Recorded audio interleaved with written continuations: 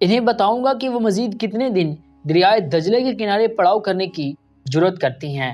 ایاز بن safe الدین جب خاموش ہوا تب کچھ دیر سلطان برقرار توصیفی انداز میں اس کی طرف دیکھتا رہا، پھر کہنے لگا، ایاز میرے بھائی، تمہاری یہ تجویز بہت اچھی اور قابل عمل ہے۔ اس طرح میرے خیال میں سنجر اور محمد دونوں کو ہم یہاں سے بھگا کر باطنی سے بھی آسانی کے ساتھ نپٹ سکتی ہیں۔ باطنی حسن بن صبا اور ابن تاش کی سرگردگی میں اگر مدد ہو بھی گئے تب بھی ہم انہیں ایسی مار ماریں گے وہ کہیں پناہ نہ ڈھونڈنے دیں گے، کہیں چھپنے اور بچنے نہ دیں گے۔ یہاں تک کہنے کے بعد سلطان برقرار رکا، پھر کہنے لگا، اس کارروائی سے پہلے میں تم سے ایک بات کہتا ہوں۔ ایاز میرے بھائی، تم جانتے ہو میرے ساتھ میری بیوی بچے ہیں۔ میرا بیٹا ملک شاہ اب ماشاءاللہ جوان ہو رہا ہے۔ جب میں اپنے اہل خانے کی طرف دیکھتا ہوں اس کے بعد میری نگاہ تم پر پڑتی ہے تو مجھے ایک بات کی خواہش ہوتی ہے کہ پڑاؤ کے اندر تمہاری بیوی اور بچے ہونے چاہیے۔ اس میں کوئی شک نہیں کہ تمہاری منگنی ہو چکی ہے، لیکن میں چاہتا ہوں کہ تم تزین اور رفادہ سے شادی کر لو۔ اس طرح وہ بھی مطمئن اور آسودہ ہو جائیں گی کہ انہوں نے اپنے شوہر کے ساتھ قیام کر رکھا ہے، اور تزین کی ماں اور رفادہ کی خالہ بروزہ بھی مطمئن ہو جائے گی۔ اس کے کندھوں اور اس کے سر سے دونوں بچیوں کا جو بوجھ ہے وہ اتر گیا، اور اب وہ اپنے شوہر اپنے گھر والی ہو گئی ہے۔ سلطان جب خاموش ہوا تب سلطان کی طرف غور سے دیکھتے ہوئے ایاز بن سیف الدین کہنے لگا، سلطان محترم، آپ کا کہنا ٹھیک ہے، تزین اور رفادہ دونوں میری پسند ہیں اور وہ بھی مجھے چاہتی ہیں۔ پھر سلطان محترم دیکھیے ان دونوں ہماری کیا حالت ہے، بڑی ابتر حالت میں ہے، ہم ادھر ادھر سرگرداں ہیں۔ میں چاہتا ہوں کہیں سکون ملے تو پھر میں شادی کروں اور اپنی بیوی کو محفوظ مقام پر رکھوں۔ یہاں تک کہتے کہتے ایاز بن سیف الدین کو رک جانا پڑا، اس لیے کہ مسکراتے ہوئے سلطان برقرار بول اٹھا، ایاز میں تمہاری اس بات کو تسلیم نہیں کرتا۔ ہماری جس قدر مستقل لشکری اور ہمارے سالار ہیں، ان سب کی بیوی بچے ہمارے ساتھ ہیں، لشکر کے اندر شامل ہیں۔ میرے اپنے بیوی بچے دیکھو لشکر کے اندر موجود ہیں، اور میرے خیال میں شادی کے بعد ان تینوں کو اگر تم کسی مکان یا حویلی میں رکھتے ہو تو ان کے لیے محفوظ جگہ نہیں ہوگی، بلکہ ان کے لیے محفوظ ترین جگہ اس حالت میں صرف لشکر ہی ہے۔ یہاں تک کہنے کے بعد سلطان برقرار رکا، دوبارہ وہ ایاز بن سیف الدین کو مخاطب کر کے کہنے لگا، ایاز میرے بھائی، مجھے غور سے سننا، دیکھو ابھی سورج غروب ہونے میں کافی وقت ہے۔ میں چاہتا ہوں پہلے تزین اور رفادہ سے شادی کا اہتمام کیا جائے، اس کے بعد جو شب خون مارنا چاہتے ہو اس کی ابتدا کرو۔ دیکھو منگنی اس لیے کی جاتی ہے کہ لڑکی اور لڑکا آپس میں ایک دوسرے کی سمجھنے کی کوشش کریں۔ اب تمہارے تزین اور رفادہ کے درمیان کوئی ایسا سلسلہ نہیں، یہاں پڑاؤ کے دوران بھی میں نے اندازہ لگا لیا ہے کہ وہ دونوں تمہیں پسند کرتی ہیں، تمہارے دل میں ان کے لیے بھی چاہ ہے۔ اس بنا پر میں یہ چاہوں گا کہ آج پہلے تمہاری شادی کا اہتمام کیا جائے اور اس کے بعد سارے سالاروں کو اجلاس میرے خیمے میں طلب کر لیا جائے۔ جو منصوبہ بندی میں نے پیش کی ہے اس سے انہیں بھی آگاہ کیا جائے تاکہ اس کنارے سے سب مل کر وہ بھرپور کارروائی کریں۔ ساتھ ہی مجھے یہ بتاؤ کہ تم لشکر لے کر اکیلی رہو گے یا اپنے ساتھ کسی کو رکھو گے؟ اس پر ایاز بن سیف الدین نے کچھ سوچا، پھر کہنے لگا، سلطان محترم، پہلی بات یہ کہ اگر آپ کی یہی مرضی ہے کہ اس شب خون سے میری شادی کا اہتمام ہو جانا چاہیے پہلے، تو میں آپ سے اتفاق کرتا ہوں۔ اور آپ کا دوسرا سوال ہے کہ میں کسی کے ساتھ لے کر جاؤں گا، تو میں یہ کہوں گا جو لشکر میرے ساتھ شب خون مارے گا وہ میرے ساتھ روانہ ہوگا۔ اس میں چکرمش کو چاہوں گا میرے ساتھ رہے، وہ میری طرح جنگ کو اچھی طرح سمجھتا ہے اور جنگ کے دوران اپنے چھوٹے سالاروں کے ذریعے لشکریوں تک پیغام پہنچاتا ہوں، اس سے وہ بھی خوب شناسا ہیں۔ ایاز بن سیف الدین کی ان الفاظ سے سلطان برقرار خوش ہو گیا تھا، پھر ایاز کو مخاطب کر کے کہنے لگا، میرے بھائی، جس وقت تمہارے آنے کی مجھے اطلاع ملی میں نے اسی وقت تم دونوں کی شادی کا اہتمام کرنے کا فیصلہ کر لیا تھا۔ تم ایسا کرو، پہلے اٹھ کر اپنے خیمے میں جاؤ، بروزہ تزین اور رفادہ کو یہاں بلاتا ہوں، اس موضوع پر ان سے گفتگو کرتا ہوں۔ اگر وہ اس سے راضی ہوتی ہیں کہ شادی کا اہتمام آج ہی کر دیا جائے، پھر لشکر کے اندر سب سے پہلے تمہاری شادی کی رسم ادا کی جائے گی، پھر پورے لشکر کے لیے بہترین کھانے کا اہتمام کیا جائے گا۔ اس کے بعد سارے سالاروں کا اجلاس طلب کر کے اس شب خون کے سلسلے کو آخری شکل دے دی جائے گی۔ ایاز بن سیف الدین نے سلطان برقرار کی اس تجویز سے اتفاق کیا تھا، چنانچہ سلطان برقرار کے کہنے پر وہ خیمے سے نکل کر اپنے خیمے کی طرف چلا گیا تھا۔ سلطان نے آواز دے کر اپنے ایک ہرکاری کو بلایا۔ جب وہ خیمے کے دروازے پر نمودار ہوا تب سلطان اسے مخاطب کر کے کہنے لگا، میرے اہل خانے کے خیمے میں اس وقت ایاز بن سیف الدین کے گھرانے کی 3 عورتیں ہیں، انہیں بلا کر میرے خیمے میں لاؤ۔ سلطان کا یہ حکم پا کر وہ ہرکارا وہاں سے ہٹ گیا۔ تھوڑی دیر بعد سلطان کے خیمے کے سامنے بروزہ، تزین اور رفادہ نمودار ہوئیں۔ اندر جانے سے ہچکچا رہی تھی۔ سلطان نے جب انہیں دیکھا تو اپنی جگہ پر اٹھ کھڑا ہوا، دروازے کی طرف گیا، پھر توزین اور رفادہ کی طرف دیکھتے ہوئے کہنے لگا، تمہاری حیثیت میرے خاندان کی افراد جیسی ہے، یہاں خیمے کے دروازے پر رکنا نہیں چاہیے، اندر آؤ، میں تم تینوں سے ایک انتہائی اہم موضوع پر گفتگو کرنا چاہتا ہوں۔ چنانچہ سلطان کے کہنے پر وہ تینوں خیمے میں داخل ہوئیں اور جن نشستوں کی طرف سلطان نے اشارہ کیا تھا وہیں بیٹھ گئیں۔ اس کے بعد گفتگو کا آغاز سلطان نے کیا اور بروزہ کی طرف دیکھتے ہوئے کہنے لگا، بروزہ میری بہن، تم صرف توزین ہی کی نہیں رفادہ کی بھی ماں ہو، اس لیے کہ تم اس کی خالہ ہو اور خالہ ماں ہی کی جگہ ہوتی ہے، اور پھر میں نے یہ بھی اندازہ لگایا ہے کہ رفادہ بھی تمہیں ماں کا درجہ دیتی ہے۔ ابھی تھوڑی دیر پہلے یہاں ایاز بن سیف الدین بیٹھا ہوا تھا، میں نے اس سے گفتگو کی ہے، اس گفتگو کرنے کے بعد میں نے تم دونوں تینوں کو بلایا ہے۔ بروزہ میری بہن، آپ نے اپنی مرضی سے توزین اور رفادہ دونوں کی منگنی ایاز بن سیف الدین سے کر دی تھی۔ ایسا اس لیے کیا تھا کہ توزین اور رفادہ دونوں اسے پسند کرتی ہیں، خود ایاز بن سیف الدین بھی ان دنوں کا چاہتا ہے۔ میں اگر تم تینوں سے یہ کہوں کہ میری یہ خواہش ہے کہ آج توزین اور رفادہ کی شادی کا اہتمام ایاز بن سیف الدین سے کر دیا جائے، تو کیا تم تینوں میں سے کسی کو کوئی اعتراض ہوگا؟ اس موقع پر توزین اور رفادہ دونوں ہلکے ہلکی مسکراہٹ میں جواب طلس انداز میں بروزہ کی طرف دیکھنے لگی تھی۔ بروزہ نے کچھ سوچا، پھر سلطان کی طرف دیکھتے ہوئے کہنے لگی، سلطان محترم، میں ان دونوں کی ماں ہوں اور میں سب سے پہلے آپ کی ممنون اور شکر گزار ہوں کہ آپ نے اس موضوع پر سوچا اور کوئی فیصلہ کیا۔ جہاں تک شادی کا تعلق ہے تو اس میں میری کوئی دخل اندازی نہیں ہوگی، یہ دونوں کیونکہ ایاز کو پسند کرتی ہیں، اسی بنا پر دونوں کی منگنی کا اہتمام کیا گیا تھا، اس میں بھی کوئی شک نہیں کہ ایاز انہیں چاہتا ہے۔ اس پر سلطان محترم، اگر آپ ان تینوں کی شادی کا اہتمام آج ہی کرنا چاہتے ہیں، میں بروزہ آپ سے یہ کہوں گی کہ آپ کے اس فیصلے سے میں نہ صرف خوش ہوں گی بلکہ آپ کی ممنون اور شکر گزار ہوں کہ میرے ذہن سے ایک بوجھ اور میرے کندھوں سے ایک ایسی ذمہ داری اتر جائے گی جس کے لیے میں سب کو جواب دہ ہوں۔ سلطان محترم، آج ان تینوں کی شادی کا اہتمام کر دیا جاتا ہے، اس سے بڑھ کر میرے لیے نہ کوئی بڑی خوشی کا لمحہ ہوگا اور نہ ہی اس سے بڑھ کر میرے لیے کوئی مسرت انگیز دن ہوگا۔ سلطان محترم، اس سلسلے میں جو بھی آپ فیصلہ کریں گے ہم تینوں کے لیے آخری ہے۔ یہاں تک کہنے کے بعد بروزہ رکی، باری باری سے توزین اور رفادہ کی طرف دیکھتے ہوئے پھر کہنے لگی، جو کچھ سلطان محترم نے کہا ہے وہ تم دونوں بہنوں نے بھی سن لیا ہے، اس سلسلے میں اگر تم میں سے کسی کو کوئی اعتراض ہو تو کہے۔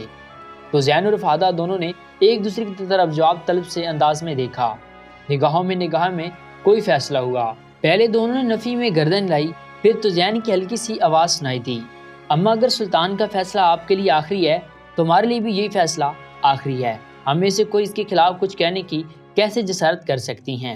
توزین کے الفاظ سے بروزہ اور سلطان خوش ہو گئے تھے۔ پھر سلطان کے حکم پر لشکر کے سارے سرگردہ لوگوں اور سارے سالاروں کو سلطان کے خیمے میں بلایا گیا اور بڑی سادگی کے ساتھ توزین اور رفادہ اور ایاز بن سیف الدین کے نکاح کا اہتمام کر دیا گیا تھا۔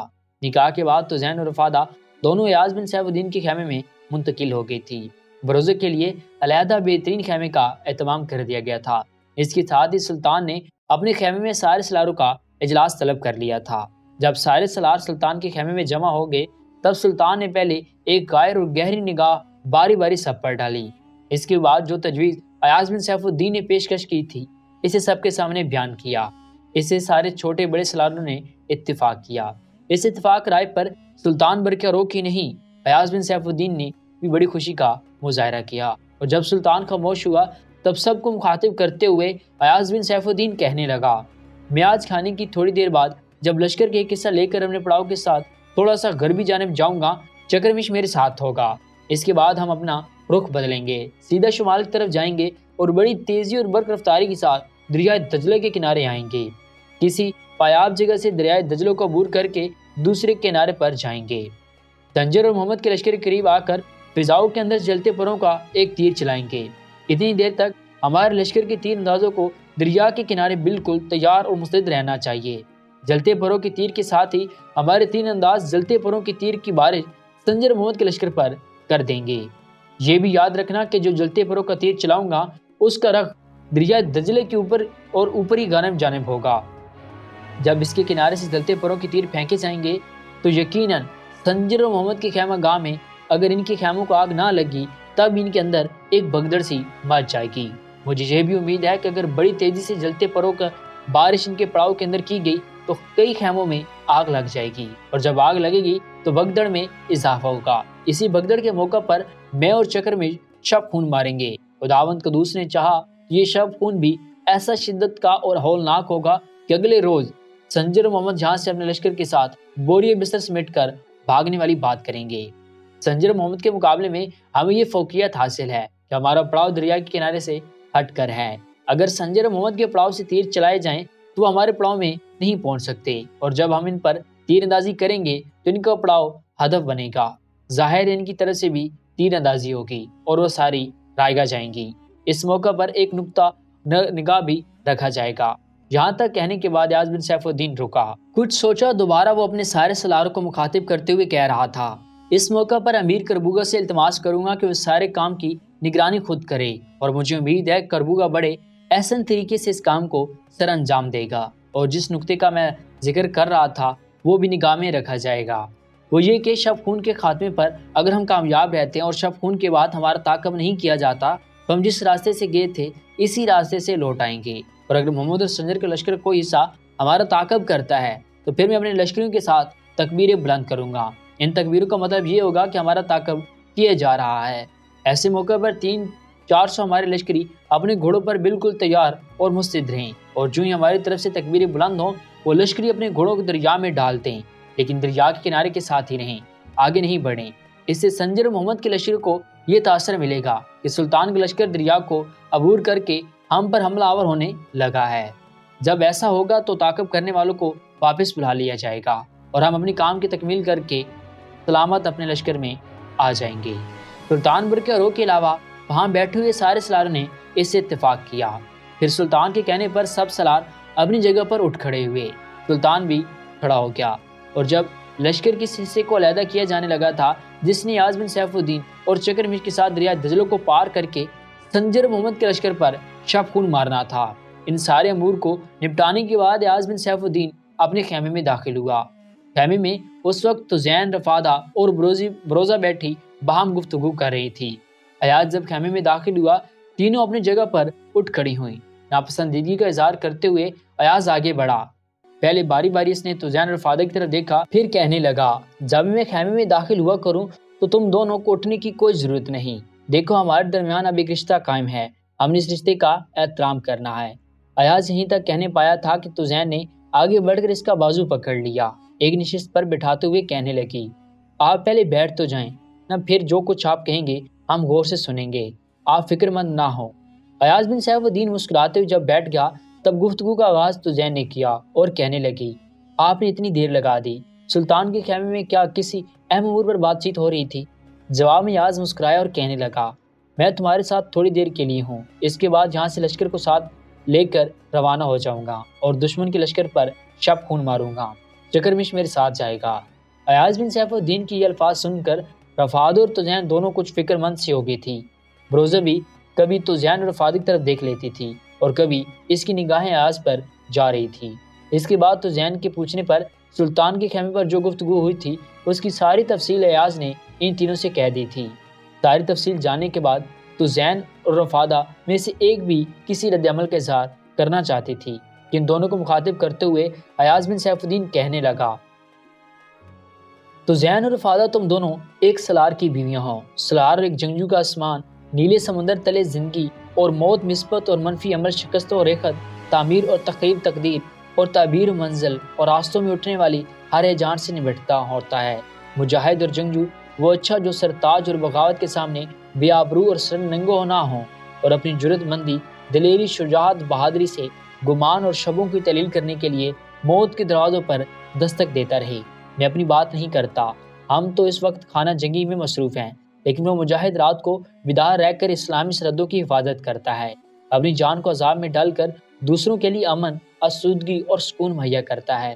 اس کا یہ فعل عابد کی ہر عبادت، زاہد کی ہر ریاضت، درویش کی ہر تڑپ، عارف کی ہر غفان، سیر صوفی کی ہر ورروش، مر و وفا سے کہیں اعلیٰ اور عرفہ ہے۔ وہ دھوپ کی کرنوں میں پنہاں اپنی مٹی کی بوباس کی حفاظت کرتا ہے، حق فروشوں کے اندر حق نگار بن کر نمودار ہوتا ہے، کفن فروشوں میں کفن بدوش کا کردار ادا کرتا ہے، آگ اور خون کا کھیل کھیل کر اپنی ملت، اپنی قوم، اپنی سرزمین کی حفاظت کرتا ہے۔ وہ ایمان کی تازہ صدا اور وجدان کی نئی ادا بنتا ہے، اور ایک سچے مجاہد کی یہی برق شکنی اور ضرب کول درس صداقت اور ذوق خلافت بھی بنتی ہے۔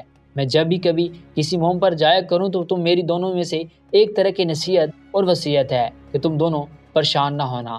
زندگی اور موت میرے خداوند نے پہلے سے لکھ دی ہے۔ جب تک میں نے تم دونوں کے ساتھ تمہارے شور کی حیثیت سے زندہ رہنا ہے، کوئی ہمارے درمیان اس رشتے کو کاٹ نہیں سکتا۔ اور میں تمہیں یہ بھی یقین دلاؤں کہ میں جانتا ہوں کہ دو عزیز ترین ہستیوں کو مجھ سے وابستہ کیا گیا ہے، لہٰذا میں کبھی بھی کسی موقع پر جان بوجھ کر اپنے آپ کو خطرات میں نہیں ڈالوں گا۔ میں جہاں کہیں بھی جاؤں گا مجھے یہ احساس ہوگا کہ چار آنکھیں بڑی چاہت اور محبت کے ساتھ منتظر ہوں گی۔ ایاز بن سیف الدین کی یہ الفاظ سن کر تو زین اور رفادہ مسکرا دی تھی، اور اس بار رفادہ بولی اور کہنے لگی، ہمیں آپ سے کوئی شکوہ نہیں، نہ شکایت۔ آپ کے لشکر کے سالار ہیں، اور سالار کی ذمہ جو کام ہے، جس طرح آپ یہ کام پہلے ادا کرتے رہے ہیں، شادی کے بعد بھی اس کام کو ایسے ہی جاری رکھیں۔ ہماری ساری حمایت، ہمارا سارا پیار، ہماری ساری دعائیں آپ کے ساتھ ہیں۔ آپ اس سلسلے میں پریشان یا فکر مند ہونے کی ضرورت نہیں۔ آپ کا ہم پر کیا یہ کم احسان ہے کہ جس وقت ہمارا قافلہ لٹ گیا، میرے اور تزین کا دادا اور دادی قتل ہو گئیں، میری ماں اور میرے باپ تزین کے بابا کو موت کے گھاٹ اتار دیا گیا، اس کے علاوہ ہمارے جو رشتہ دار تھے انہیں موت کی نیند سلا دیا گیا۔ اس کے بعد ہم تینیں جو اپنی جان بچائی، اس وقت ہمیں کوئی امید ہی نہیں تھی کہ ہم تینوں بچ پائیں گی، لیکن خداوند قدوس کو ابھی یہ منظور نہ تھا کہ ہم خوشگوار زندگی کی ابتدا کریں گے، لہٰذا اس مالک مہربان نے ہمیں آپ کے حوالے کر دیا، اور جو آپ نے ہمارے ساتھ عمدہ شفیقانہ سلوک کیا، اس کا میں اور تزین اگر ساری عمر بھی آپ کو شکریہ ادا کرتی رہیں تو اس کی ادائیگی ناممکن ہے۔ اب جب کہ میں اور تزین دونوں آپ کی بیویاں ہیں تو آپ کی ہر آسودگی، آپ کی ہر خوشی کا خیال رکھنا میرے اور تزین کے فرائض میں شامل ہے۔ رفادہ جب خاموش ہوئی تو ہلکا سا کہکا لگاتے ہوئے اور ایاز بن سیف الدین کو مخاطب کرتے ہوئے تزین کہنے لگی، آج رفادہ نے کیسا عمدہ جواب دیا ہے۔ اس پر ایاز بن سیف الدین مسکرا دیا، پھر غور سے رفادہ کی طرف دیکھتے ہوئے کہنے لگا، رفادہ پہلے تو میں یہی سمجھتا تھا کہ تم خاموش چپ چپ ہو، اس لیے کہ زیادہ گفتگو تو ذہن ہی کیا کرتی ہے، لیکن آج پتہ چلا کہ تمہارے بولنے کا معیار بھی بڑا اونچا ہے۔